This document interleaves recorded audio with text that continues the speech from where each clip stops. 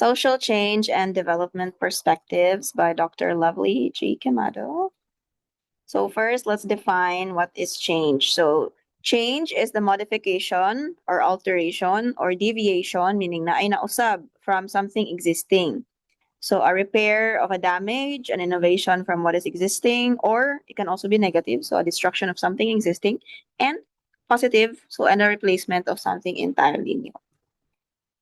So given nga ang change, meaning naisab from point A to point B, ang social change is more specific, and for sociologists, it refers to changes in human interactions and relationships that transform cultural and social institutions. So, ang interactions nga within society, maoy maka-affect sa institutions na nag-exist within society. So, these changes occur over time and often have profound and long-term consequences for society. So mahog ba siya social change kung kadjot lang siya na happen? So most of the time, no.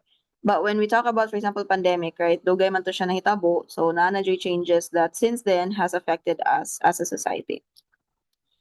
It also refers to any significant alteration over time in behavior, patterns, and cultural values and norms. So makaingon tag na social change kung naay na change sa behavior o culture and what is expected among us. So example sa kaning social change, mingon ta the Philippines view on divorce. So before, I mean even until now, legislatively dili gyapon mo approve og divorce, but ang ato ang cultural values and norms in terms of couples separating, married couples separating is already moving and changing into a more accepting one compared to before.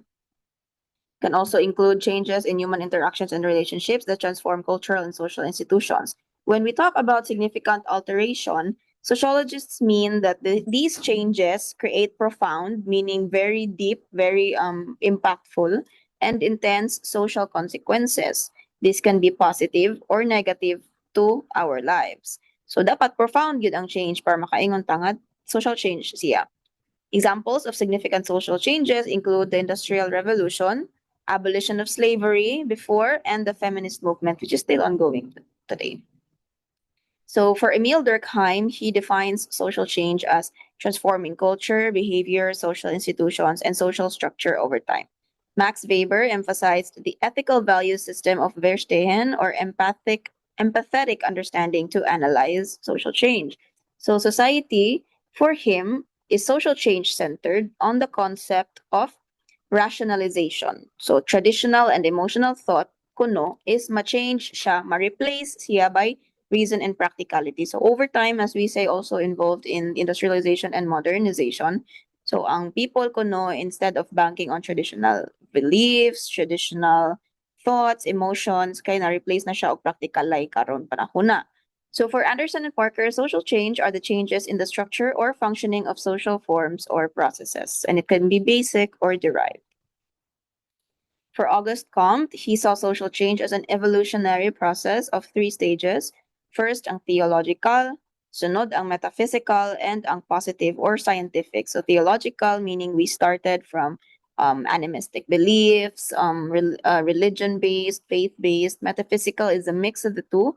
And eventually you move into positivist scientific meaning kung unsay mo makit-an, mao ra gyud imong tuohan. And that is his definition of social change. So from supernatural explanations, for example, mingon ta sa una nga, maong mawala ang buwan during solar eclipse is because gikaon sa bakunawa.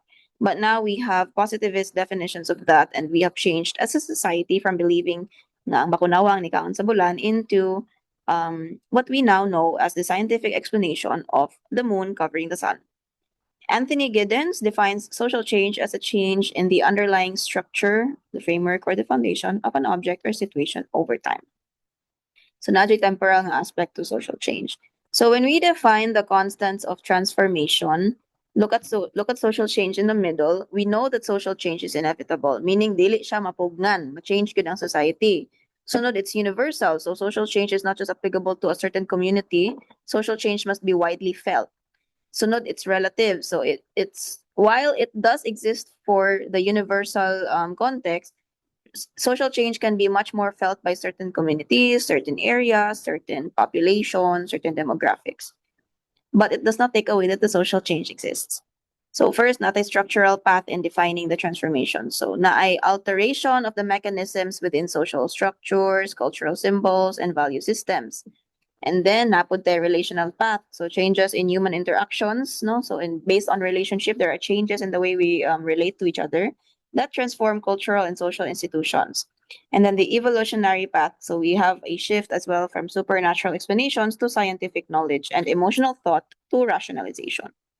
So key takeaway, social change is a vast, continuous, and multi-causal process. So the causes for it, it's simultaneously occurring and it's a very large scale.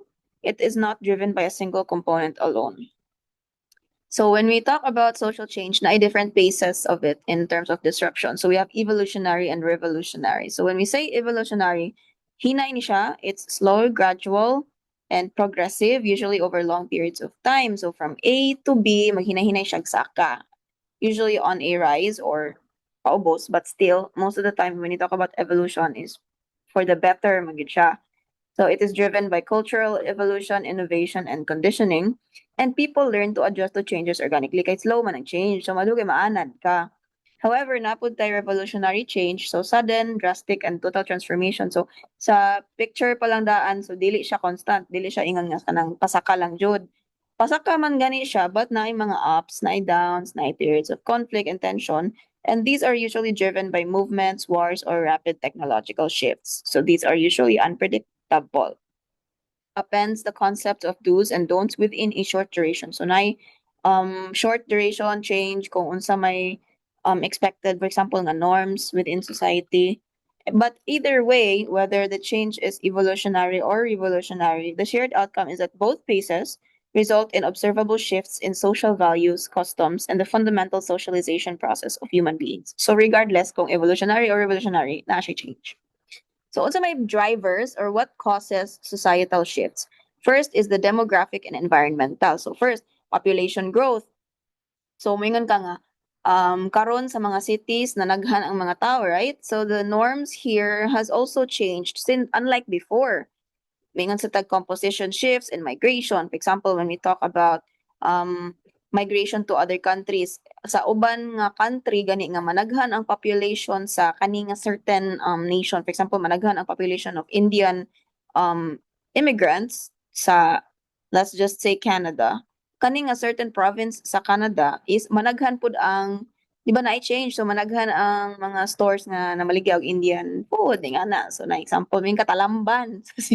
So daghan man moskila sa Gulyas nga mga Indian. So di ba daghan kay Indian food nga available there, and that's because of the demographic shift and migration. Natay alterations in the natural environment and resource scarcity. So environmental changes mingon ta nga naglandslide diring dapita. So of course mamalhin jud ang mga tao. Naapod na social change involved na. Pandemics, of course, COVID-19 pandemic has caused a lot of changes in the way we deal with hygiene. For example, the way we see health, infectious diseases, driving new medical discoveries. The second primary driver of societal shifts is technological and material. So if na mga ma-invent ng mga bagong butang, mga original creations here and there, it also causes social change. So for example, when the internet was invented, people started to be more connected than ever. And this has also caused the way we change the way we interact with people. Technological advancements forcing urbanization and changing work cultures and cultural lag when material tech outpaces cultural adaptation. Then atay ideological and relational. So changes in, like for example, social conflict, na mga political conflicts like sa Senate, mga religious conflicts like mingon ta war between Israel and Palestine is also a religious conflict. And then we have ethnic conflict between IPs and majorities leading to clashes of ideas. Education, expanding rationality. So nowadays, education is structured in a way nga mas open ta to new ideas, judgment, and awareness of social evils, which can also change the way that our generation thinks as well. And then mass media, highlighting human suffering and driving awareness. So the more tama aware about the world and how it is running as of now, so the more tama ka ma-encourage nga mag-social change. So also may characteristics of social change. So either evolutionary or revolutionary changes take place in the social system wherein we live. We can observe these changes take place sa ato ang social values, customs, traditions, cultural heritage, atong mga age-old beliefs, mga usab, even atong style sa panamit, atong mga sanina, atong attitude, atong superstitions, mga stereotype, mga pagtuo nato, and even atong way of pagdala sa atong self is also affected by the process of socialization and overall behavior sa members. Thus, ang chief characteristics kuno sa social change kay ang pag-usab, first of all, di siya social change kung why na usab. So, ang chief characteristic is the change in various areas of the social system wherein a person is born, a person is growing, and where a person dies. So, such changes influence their attitude towards various stimuli, values, faiths, and beliefs, emotions, and sentiments. So, ang social change kuno is characteristic kung naay nausab sa imuhang social system and maka-influence pud ni siya sa imuhang entire being, sa imong pagtan-aw, sa imong pagtuo, the way you act, the way you conduct yourself, and whatever you believe in.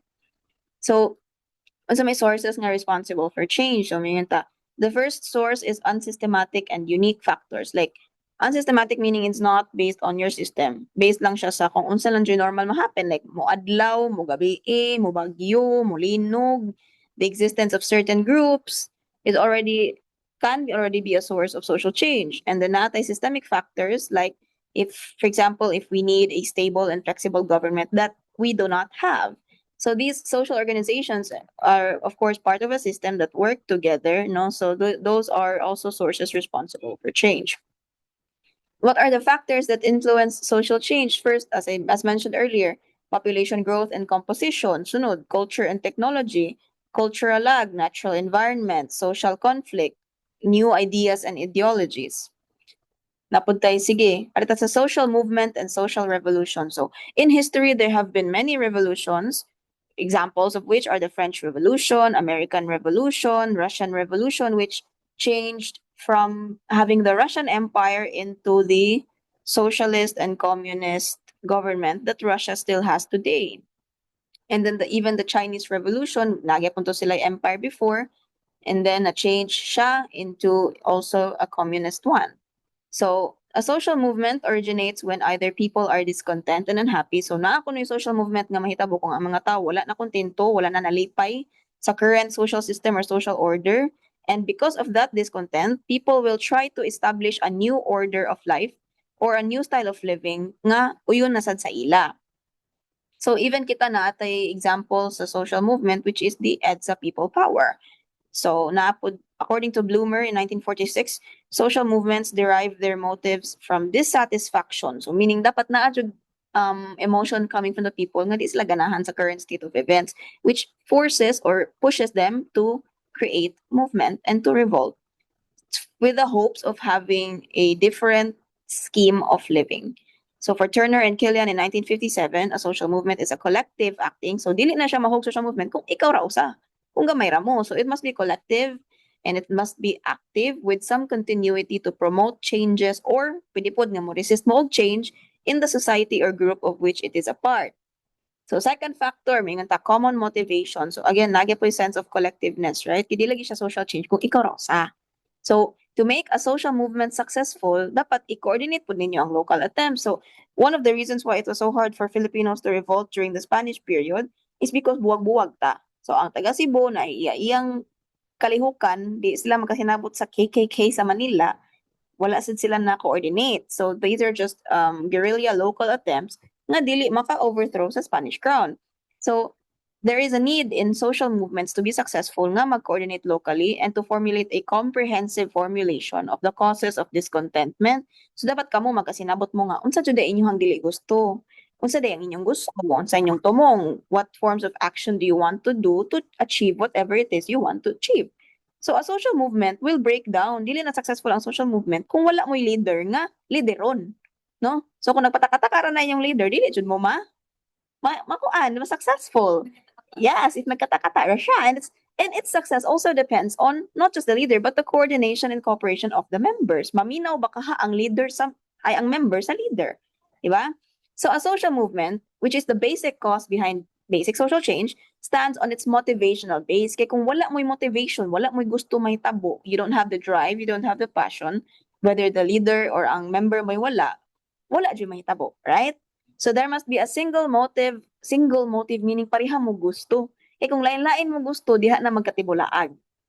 common to all participants on which the social movement can stand firmly. For example, ang mga women before, nagkahiusa sila for women's suffrage because they all wanted the right to vote, the right to have property, the right to be empowered, and so on and so on. Okay? So, three, common needs. So, commonality again, dapat na, aside sa naamoy common nga motivation, common inyong gusto, common need, meaning naamoy common nga pangangailangan. So, you're, of course, dili man mo ma-motivate the same thing, you will not want for the same thing if you do not need for the same thing. So, when a particular social movement includes several spheres of life, like change in working conditions, gusto ba mo right to vote, right to earn, right to information, etc., you will fight for broad changes in the social system with either methods. But this is a need. So this comes from pangangailangan ninyo. So interested participants in social movements are usually those who are directly affected by the existing social order. So mag-apil-apil bago daig kag social movement kung wa kay labot, 'di ba? Kung di ka maapektuhan, di naman daig ka matandog aning ilang pinaglalaban, di jud ka mag-apil-apil. Mo na nga kita, if makita gitag magrally sa kulon, kung di ta ka gets, minta, samok-samok lang na siya. 'Di ba? Shut up na lang sa gedli. Pero kay ta ka gets, no? Maybe we don't have the need. For example, magrally kay mga driver sa jeepney kay lagi tungod of the gasoline, mahal kayo or ang plate, etc. Di ta ka relate kay di man ta jeepney driver. No, so mo na siya. But sometimes social and human rights activities take a leading part in social movements without being directly affected. So di mo pud tanan nga nagrally didto jeepney driver or naiparinting nga jeepney driver. As long as nakaibaw lang ka sa need and common motivation ninyo, then you can still be part of that social change. So fourth, long-standing suffering due to suppression and oppression. So if na ay mga ganina sa first part na ay discontent, but sometimes severe discontent which can lead to suffering, no, if na pa, like pagtamas-tamas na gid sa atong tawhanong katungod. So this factor, of course, greatly influences any social movement aimed at social change.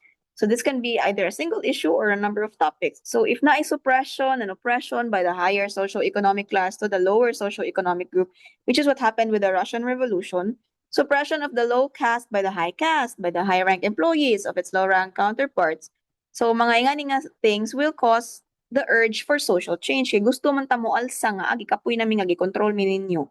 Right? So people who have been suppressed from generation to generation initially tolerate and remain silent. So it's not something that comes easily nga kanang first generation nga gi-suppress, sige, sukol na tayo. There will always be a desire to just be quiet and to tolerate. Kay kapoy, di ba, di taga nahagubot. But eventually, when people reach their limit of tolerance, that line will be crossed. At such a crossroads, people can choose to start a movement and provide leadership to do so. Fifth, impact of communication. So nowadays, of course, with social media, communication has never been easier. So many social changes are also influenced by media. So we have electronic and mass media like TV, radio, newspaper, even social media. So these agents they show the woes and the sufferings, ang kalisod o ang tinuod na sitwasyon of people around the world, and this creates an emotion within us and encourages a change in the social order. Okay. Sixth factor why you want to do social change is education. So education is also a means of communication, but in this case, so it also says that educated people are more conscious and or should be more conscious and aware of any social system's positive and negative points. Kaya nga naman, edukado gani ka, meaning naapod kay nabawaan, right? So since education provides knowledge and knowledge is supposed to increase your outlook, rationality, yung judgment, education acts as a very powerful force of social change, which is why if na gani mga war efforts, the first thing they do is try to educate you in a way nga mo go with their doctrine and their beliefs. So that's why nga na mga censorship sa books nga makapapukaw sa damdamin, right? So with the rise in the percentage of educated people in the population, people have become more conscious of social evils and are fighting for change. Muna, mingon sila nga, mga Gen Z kuno karon kay parating may pinaglalaban because more and more children are going to school. Di pa kaana. But of course, this is seen as something revolting in our part. Seventh, technological change. So natural, if na yung mga inventions, urbanization, and even the work culture, even the way we communicate nowadays through social media is also an example of technological change, and that also influences how we live. Di ba karon kay todo may day na kita. Dapat ka na naka-static dyan atong mga sanina pirmi, which before pwede naman tamo gawas nga wala ilis, oy, di ba? So kana siya. So what is the anatomy of a social movement? So the first stage, no, more siya funnel. So for sa first stage, there must be long-standing oppression. Long-standing meaning dili lang siya kanang oppression that happens today and then ugma mag-alsa dayon mo. So there must be intergenerational suppression, rejection of genuine demands. Inyong demands di matuman for a long time. Na ay mga tolerance nga di nagyud ninyo makaya. With that, you have a common need, right? Which is now stage 2. So nanamoy dissatisfaction sa iyong current system, wa mo nalipay sa current na estado karon and namoy vulnerability. Then that common need creates a common motivation. So because namoy same nga pangangailangan, namoy same nga gusto may tabo. So a single unifying motive, for example, gusto mo land reform, gusto mo rights to vote. This creates a firm base within you guys. And then stage 4, communication and coordination. So mass media and education illuminates problems and coordinates local attempts under strong leadership, which ultimately the outcome is to create collective action to promote or resist change in the social order. So, unsa may patterns of social change? So, first, linear, straight path lang kuno ang change. So, from here to there. Okay? And then, napoy cyclical. So, ang social change kuno, may munay uban tao, mutuo nga history repeats itself. Right? So, example, ani nga, nganong nakadaog naman sa ang mga Marcos. Diba? So, kana siya. So, social change follows a cycle kuno. Napod tayo dialectical. So, thesis or the concept of conflict. Then, antithesis. So, the opposite, the resolution of that. And then synthesis, so more advanced concept. So gikan sa away, magka-resolve ni siya and then ma-mix ni siya together into a more advanced concept, which Hegel and Marx believe in. So the 3 philosophical patterns of human progress. So kato siya, so linear, society follows a direct continuous path forward, not a cyclical, dialectical, and yes. Okay? So, unsa may mga sources or triggers of social change? So, first, if na gani invention, na bag-o, right? Na discovery, maka-create ng social change.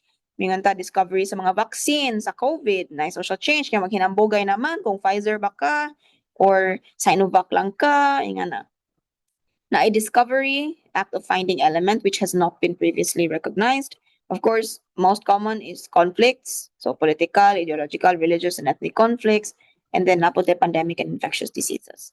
So, unsa may paagi sa pag-social change? What are the means of social change? First, diffusion. Diffusion meaning pagkatag, right? So, spreading of ideas, beliefs, or objects through migration, colonization. So, best example, kita, Philippines, socially, we changed after we got colonized by Spain. Kay, na-diffuse man, kay gispread man nila ang ilahang ideas, right, through religion. That was their medium of change. Nga, gispread nila ilang beliefs, na this is how a woman should act based on religion. This is how a man should act. So, napod tayo revolutions, radical social change. Example, gihapon. So, Russia is also like a great example. So natay from Imperial Russia, nga grabe kay difference no from the imperial family and the people nga poor in Russia, but then na-change na siya through their revolution. So naka-create na hinuon og Soviet Union. Naapod tay terrorism, of course, sa kanong mga even sa Mindanao right now, like mingon ta nga since the presence of mingon ta mga sige na name ng mga Abu Sayyaf, mga ganern, mga NPA, di ba? So, social action, planned collective actions to address social issues, which is also related to social movements. So, pwede ta mag-rally, na yung mga people's groups na magkayusa, and then development planning, so setting goals and objectives with stakeholders will also create social change, but it's a less radical form of one. Free market, neoliberal, deregulation, liberalization. So karon nga, even the Philippines is practicing a freer market. So more and more foreign investors are coming in. Whether or not that's a good thing or not, this also depends. And then legislative actions. Of course, na social change kung na passage of laws. Even pagpasar sa RH law, di ba dako kay siya nga kisaw among us because it questioned your morals, questioned what is right, what is wrong in terms of reproductive health. So in social change na atay model, so na individual values which affects your group values, which also affects your community values. So related, so now nanta idea what is social change, which can either be positive or negative. Unsa din ang development. So development is the process of improving the capability of a country's institutions and value systems to meet increasing and different demands of a social, cultural, political, and economic character. Development is positive. Walay negative nga development, unlike social change, which can be either or. So development should be visible. It should be useful. It's not necessary nga immediate ang development, but it includes an aspect of quality change and the creation of conditions to continue that change. Okay? So it's also known as a general betterment. Betterment, so improvement, diba? Of the political, social, and economic environment. So it is not restricted to certain places or epochs. So dili na pasabot nga ang development kay diri lang. So may ani develop lang ni nga barangay kaning kon wala na siya ni develop. So dili na nga na ang development. So development changes over time and from place to region. It is defined by Herlock in 1959 as a progressive set of changes that occur orderly and predictable. So some authors also define development as an improvement, qualitative, quantitative, or both, in the use of available resources. So it's both a physical reality and a state of mind in which society has secured the means for obtaining a better life. So, okay, natay social development perspective. So the perspective of James Midgley in 1995 called The Third Way is a reconceptualization of social democracy. It supports workfare instead of welfare, work training programs, educational opportunities, and other government programs that give citizens a hand up instead of handout. So instead kuno nga tagaan lang kuno ang mga tao gayuda is more on work, work, work. So tabangan na to nga mag-education ang mga tao, mo trabaho. The goal is to create a rise in the levels of living, more equitable distribution of income and wealth, and a better system of socio-economic stratification. So he defines social welfare as a process of planned social change kuno ang social welfare, planado kuno nga social change, designed to promote, first of all, the well-being of the population, so na social development, and the economy, so economic development. So take into account ni James Midgley nga not just ang social well-being, but also the economic well-being. So it supports the development and expansion of needed social welfare programs that he argues will have a positive impact on the economy. So kung naa kuno'y positive nga mga social development programs, mo impact na siya sa economy. Okay? So two key principles of this perspective. So economic development should be integrated with social policy and be sustained, bringing benefits to all citizens. And social welfare should be investment-oriented, seeking to enhance human capacity. So they are helping each other. So kung naay social change, naay social development, to be more specific, it should be with the goal nga ma-improve ang human capacity and ang human potential, which in turn helps the economy and vice versa. So, unsa may nakalahi sa welfare o workfare? So, welfare, it used to be a variety of statutory means, tested programs, which provide benefits in cash, kind, or vouchers. Mga ayuda-ayuda lang ang welfare ko, no? But ang workfare means you need to work for your welfare. So, kung naa kay capacity to work for it, then di ka mo rely on just welfare. Okay, so development as freedom is a concept by Amartya Sen, and the concept is that it is a view of development as an integrated process of growth of substantive freedoms that interact with one another. And the idea here is that development kuno means a freer person, a freer society. So development can be seen as a process of expanding the real freedom that people enjoy. So the more free you are, the more developed you are. And she believed that freedom is a human right. So it requires that society remove the major source of unfreedom. Unsa man ang unfreedom? So tyranny, oppression, social deprivation, mao ni mga prevent kuno sa tao nga mahimong free. So these things, if dili na to ni siya i-remove, ma-prevent ang releasing of human potentials. So in the sense of economic development, it is an increase in the economy's production of services and goods, and is a process of wealth production from which the community benefits. So kung na economic development, makabenefit ra po daw ang community. Pero how can you do economic development kung walay social development, right? So mo to ang pasabot ni James Midgley sa Third Way. So it is an investment in expanding an economy and boosting the prosperity and quality of life. Dili lang ni siya nga basta-basta lang a jobs program. Okay? So, mingon tag economic development, meaning nag-improve ang inyong GNP, Gross National Product, and GDP, Gross Domestic Product. Low ang inyong rates sa unemployment and underemployment, high income for all, and ang value of the Philippine peso must have power also with the foreign currency. So the more mo dako ang value sa dollar, meaning nagka-less ang value sa Philippine peso. So nagkababa ang atong economic development. So less import and more export ang goal sa economic development. So here we have also a different type of development. So ang participatory development. So in which organizations and communities who are the stakeholders decide on their development goals. Sila ang magbuot. And sila pod ang mo-create og solutions that best meet sa ilaha mismo nga mga needs through open discussion and consensus. So the participants are in charge of putting a solution into action. So okay. So Amartya sense development as freedom. So for them, true development is the expansion of substantive freedoms, right? And removal of the major sources of unfreedom. So economic and social development go hand in hand together. So, what are the two perspectives that can define participatory development? First, the social movement perspective. So, this perspective sees participation as the mobilization of people to eliminate unjust hierarchies of knowledge, power, and economic distribution. So, kapag sa movement kuno meaning ni participate ang mga tao sa pagtangtang sa mga unjust or dili patas nga mga hierarchy, sa kaalam, sa power, and economic distribution. So kani nga perspective identifies nga ang goal sa participation mao ang pag-empower sa tao nga makahandle sa mga challenges sa ilang kinabuhi o pag-influence sa asa day sila padulong. So empowerment participation is when primary stakeholders are capable and willing to initiate the process sa ilaha mismong change.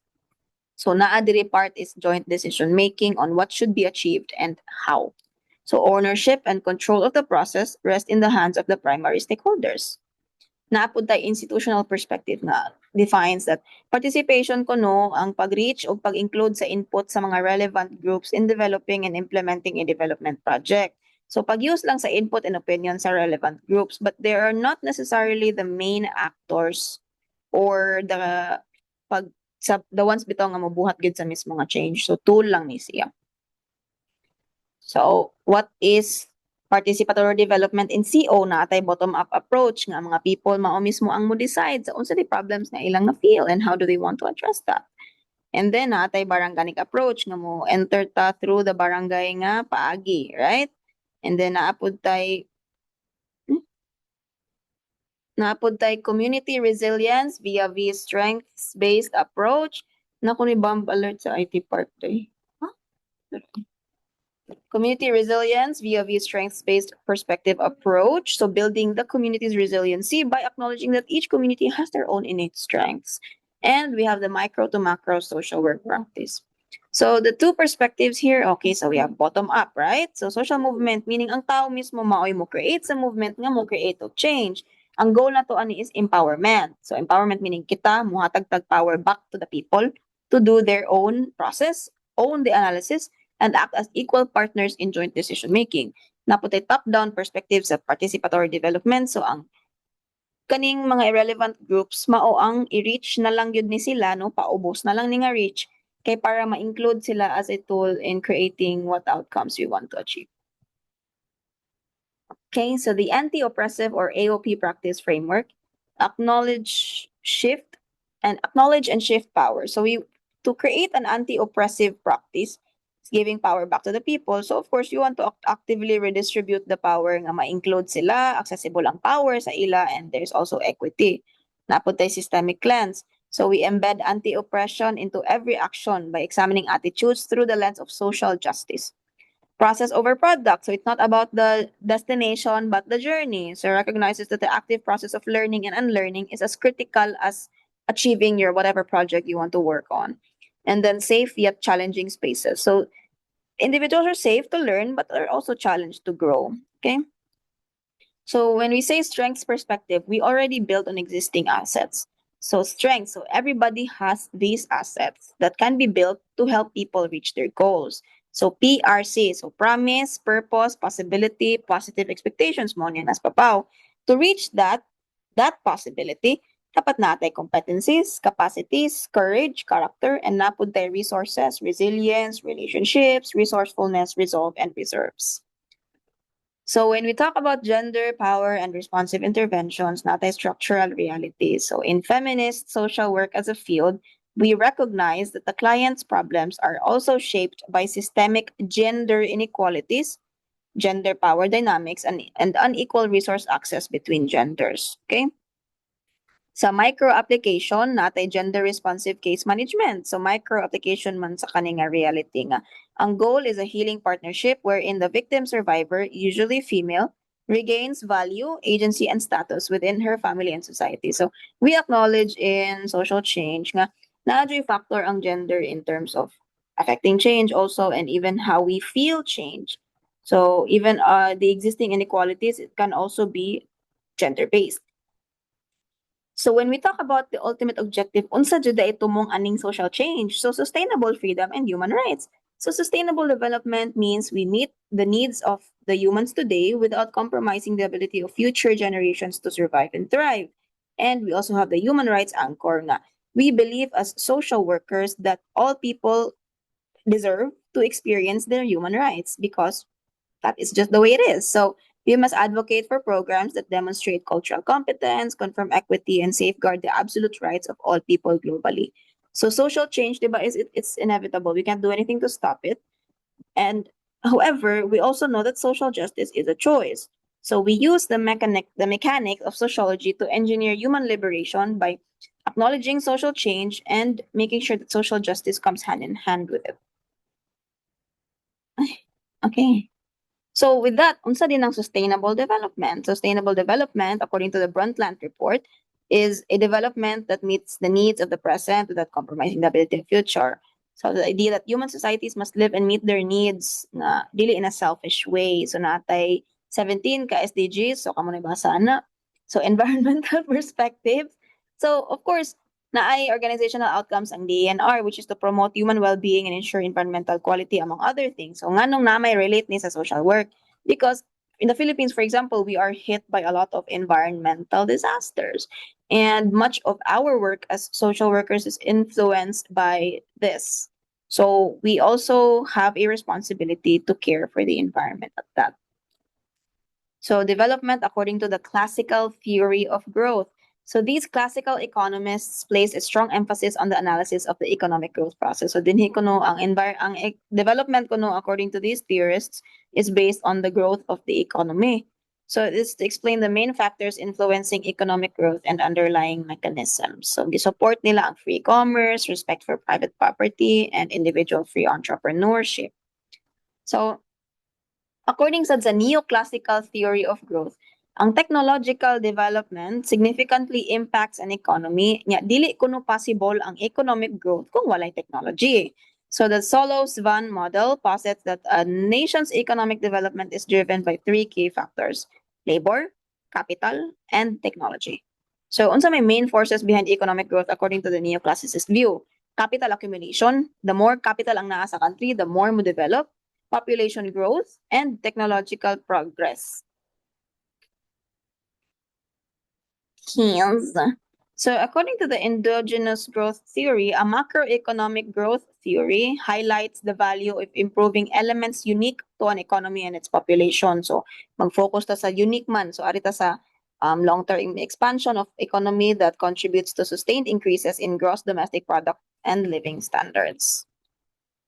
Okay, and then napod tay key areas of study in this theory includes the role of capital accumulation, technological progress, and population growth. So to differentiate the three, so sa classical theory of development, ang means kuno nga maka-achieve og economic development kay i-divide ang labor and liberalization, so free market. Sa neoclassical theory of growth, labor, capital, and technology mo ni nadugang. And then endogenous growth theories of population expansion, human capital, and investment in knowledge kuno ang makapag-create of economic development. So, in may indicators nga naay economic development. First, birth and death rates. So, the higher the birth rate, we can if the birth rate di ay is mas high than the death rate, we can assume nga more people kay nabuhi, right? Nakasurvive.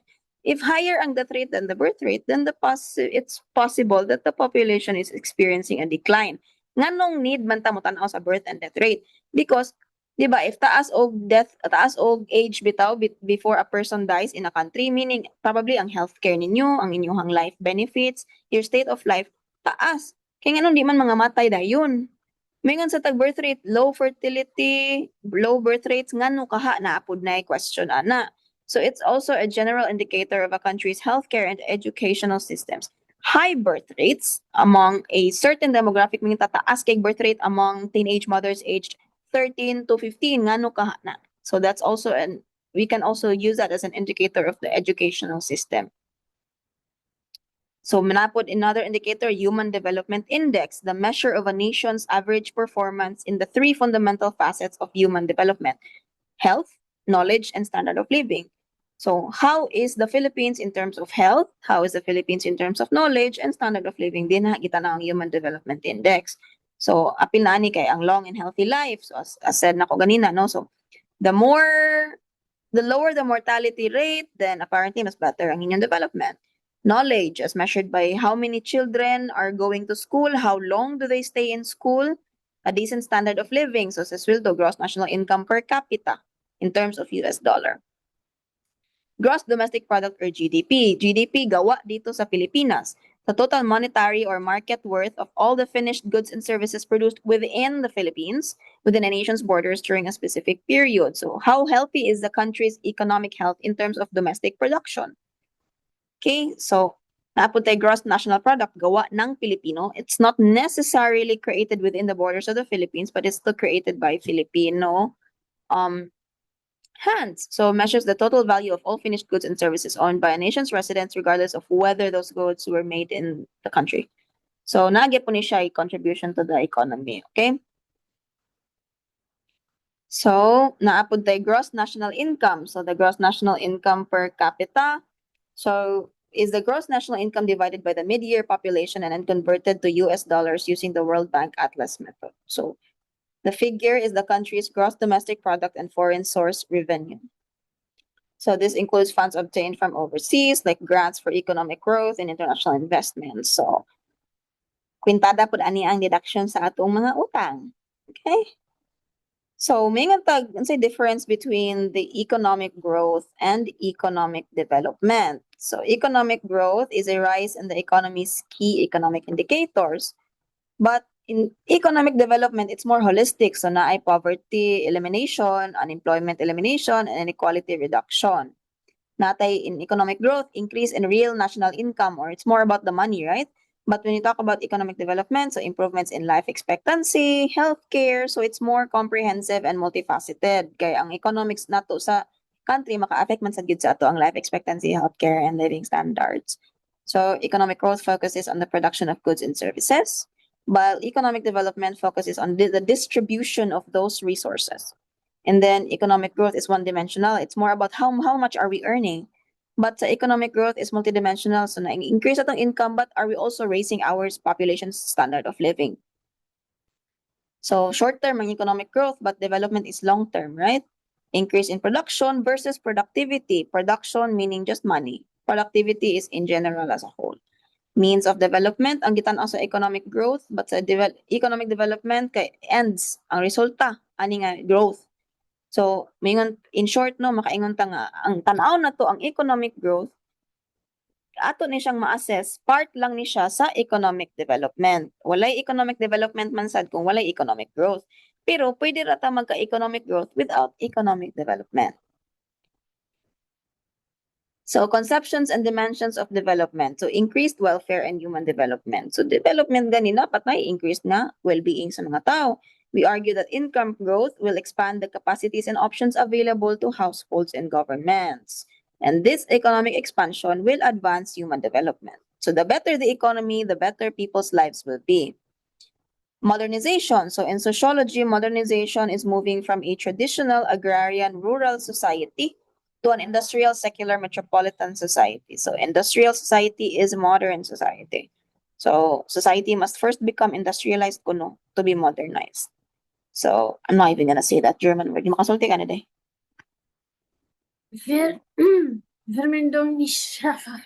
Ano to siya? Okay. So according to this, the concept of modernization emphasizes the role of technology in forwarding development. Without technology, dili ko na mo develop. Okay, so the transition of society from its former agrarian, so tanom-tanom lang ta sa Gedley before, karon kay nano tay mga buildings, mag-call center na sa IT park, ingana. So this also creates like a growing middle class, which creates the social foundation for democracy.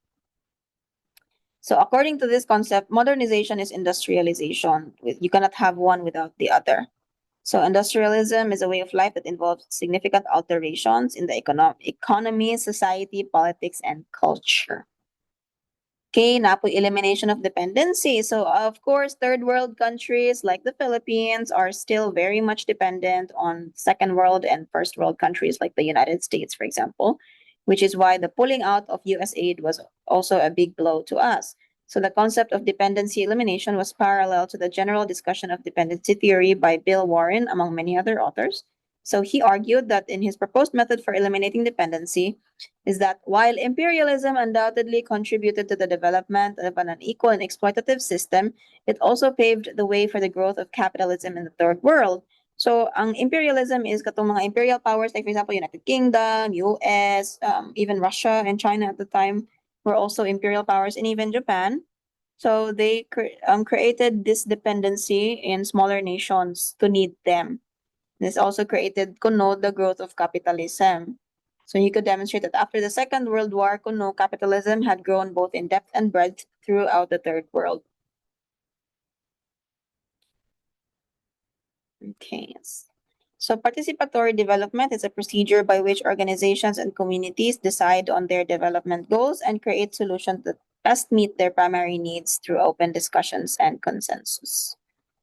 So, unsa may basic viewpoints ani according to HICA. So, self-sufficient, sustainable development, dili kun nini nato ma-achieve kung atong i-substitute ang locally driven development initiatives for centrally run government initiatives.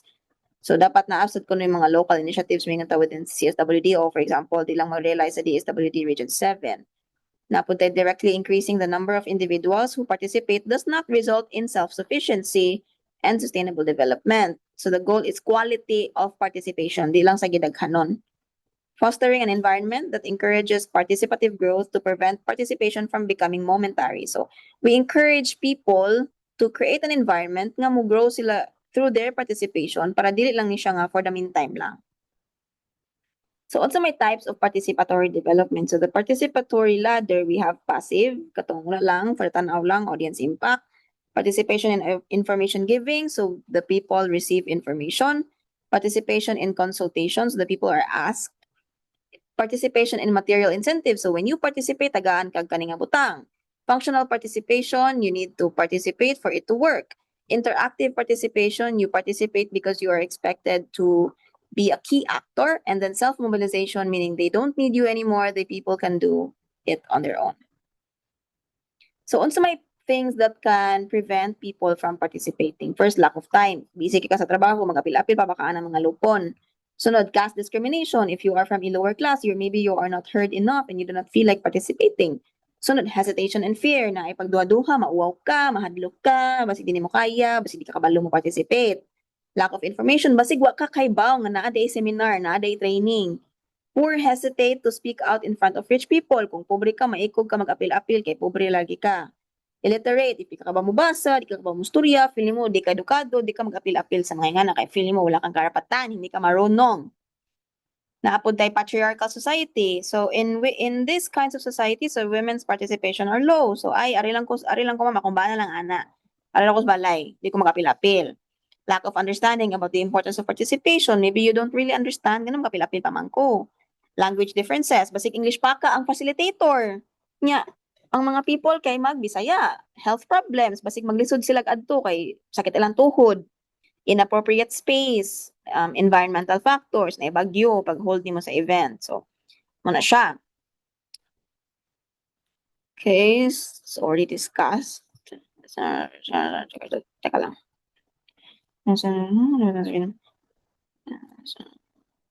Mana man balik mo ni. Oh my God. So the structural functional theory was popularized by Emile Durkheim, and he saw society as having interdependent parts that work together to promote solidarity and stability. So medyo related niya siya sa systems theory that we have in social work. So This theory believes nga ang society kuno na iya-iya nga structures which all have their own functions, right? And a society is capable of bringing unity and happiness to its citizens. This stability is only achieved kung ang mga social institutions or ang mga structures in the society can meet the needs of all citizens, meaning nabuhat niya ang iyang function. These institutions, structures, are interdependent and they work together to meet the needs of the individuals. Examples sa institutions daw kay family, ang religion, ang schools, they are all interrelated and interdependent. We also have Rostow's modernization theory. So according to Rostow, societies will develop due to increasing investment, exposure to industrialized Western society, and modifications to traditional culture and values. So from traditional society kuno nga gamay rag technology, mag-create ko ng preconditions for take off, drive to maturity, and then the high mass consumption. The dependency theory by Raoul Prebisch is a researcher. He stressed that the wealth of the advanced nations comes from the developing ones. So this theory argues that the underdevelopment happens due to the peripheral positioning of some affected countries in the world economy. Peripheral meaning naras la sa gawas. Watay labot guys. Ang kanila mga dagko nga mga country ang nagsigig pag ano-ano, right? So dependency theory outlines how developing countries give resources to developed countries at their own expense. So dialectical materialism is a philosophical approach to reality derived from Karl Marx and Friedrich Engels, who both wrote the Communist Manifesto. So for them, materialism means that the material world, perceptible to the senses, has objective reality independent of mind and spirit. Okay? This concept argues that historical and political events are products of the conflict of social forces. So kani si Karl Marx kay conflict theory man ni siya. So ang kani ko ng mga events sa history ug politics tungod ni sa conflict between social forces which can be seen as a series of contradictions, meaning magtigi sila, and resolution or ang pagsulbad ani nga panagtigi. And this conflict is seen is caused by material needs tungod ni sa pagka-materialistic sa mga tao. So reality is fundamentally material. So historical materialism, this is an extension of the principles of the previous materialism to the study of social life and an application of the concepts of this phenomena. So according to the notion, tanan kuno nga institutions sa human society like even the government and the church kay natural results sa economic activity. Okay, so ang social and political change kuno may tabo kuno na kung kato nga mga institutions moundang sa ilahang mode of production.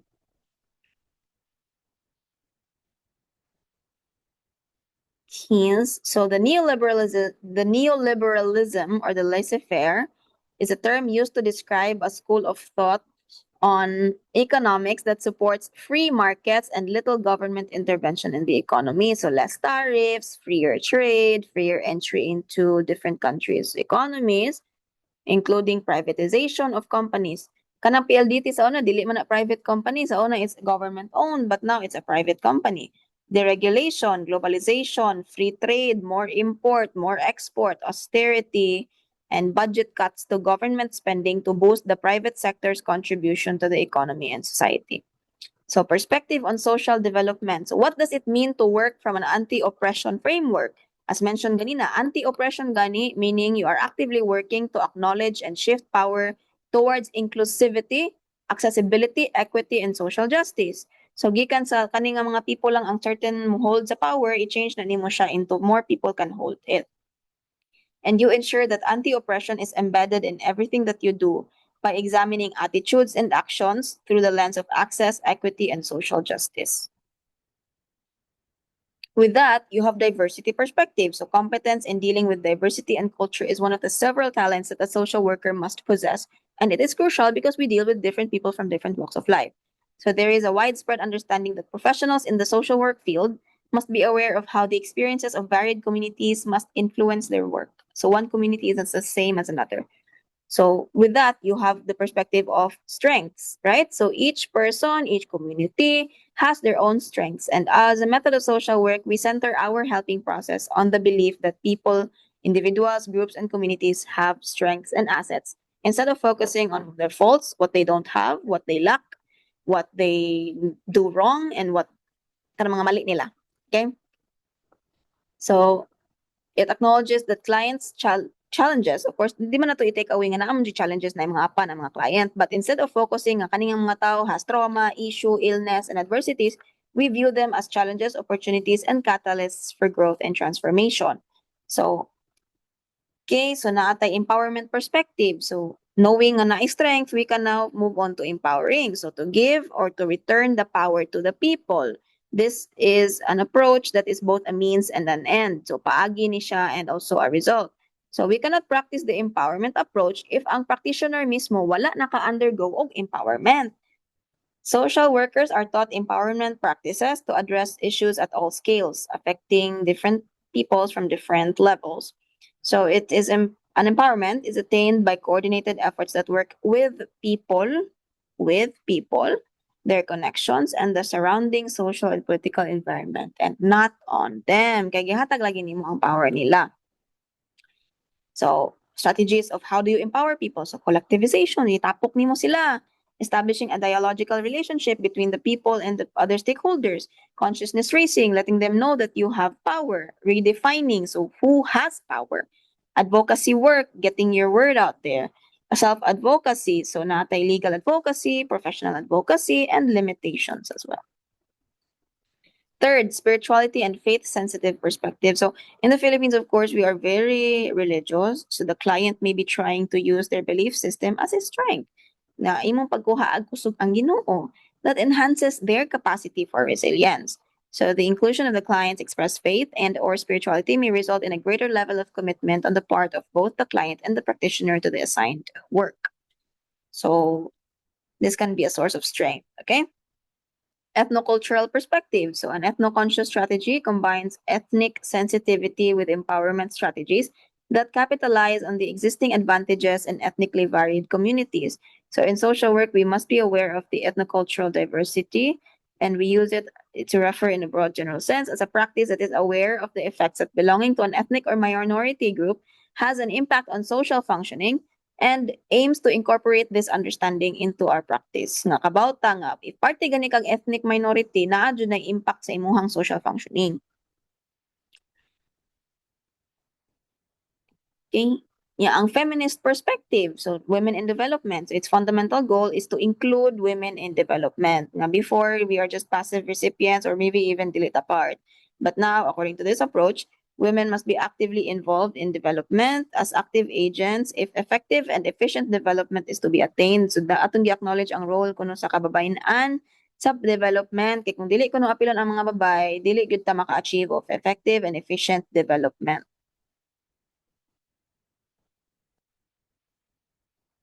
Yeah, similar to that, gender and development, but this time it involves both women and men. So, na equality of benefits sa mga programs and equality of control nga both men and women maka-engage equally, maka-appeal sila equally sa development and both of them maka-reap sa benefits sa development. So, namangoy times nga ang mga women mo participate sa development pero walay makuha, no? So, ang kaning gender development doesn't focus on women alone. Instead, it examines how gender relations assign men and women distinct roles and duties and expectations, often to the cost of women. So, our stereotypes, roles, duties can often prevent women from being part of the development. Okay, so even LGBTQI plus community, so as here, gender-bread person. So, ang gender identity, how women are you, how man are you, sa gender expression nimo, feminine ba ka, masculine ba ka, sa imuhang biological sex, are you a female, are you a male? Sexual attraction, ganahan ba ka women, ari ba ka sa mga lakinon, imong bet, romantically attracted to, na po na yung ano. So with that, not a gender responsive case management. So pursues empowerment as the goal of the healing partnership and service delivery, where the woman sees her value and status in relation to herself, the family, and the society. So napuntay people-centered development related to Carl Rogers.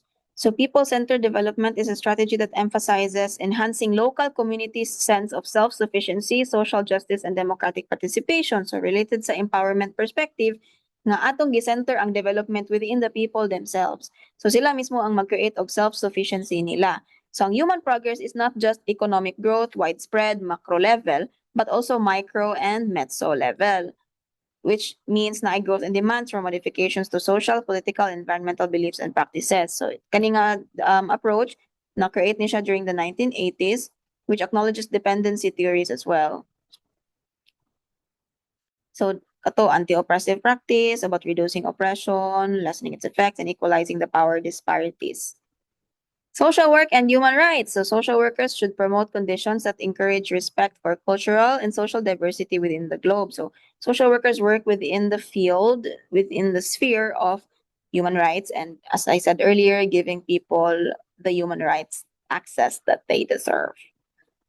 Okay, so with that, we understand vulnerability as well. So, unsa din ang vulnerability? So, the intrinsic and dynamic feature of an element at risk that determines the expected damage or harm resulting from a given hazardous event and is often even affected by the harmful event itself. So, it changes over time, your vulnerability changes over time, and it is affected by physical, social, economic, and environmental factors. So, according to the UN, na four types of vulnerabilities. Physical, for example, na kay mga disability. If, also, biologically, just men are stronger than women. So that's also a vulnerability that you have. Economic vulnerability. If poor ka, syempre vulnerable ka, at risk ka, kay dili ka access to certain resources. Social vulnerability, your social status also affects that. And environmental vulnerability as well. So, with that, how can social workers help populations that are vulnerable and at risk? So, the socio-economic determinants of a person's welfare that impacts the population that social workers interact with is a good start for social service practitioners. So, social service practitioners seek to deliver programs and services that help address the issues of social welfare in terms of the person's socio-economic determinants. Thank you and good luck. Oh my gosh. Yeah. Ano to siya?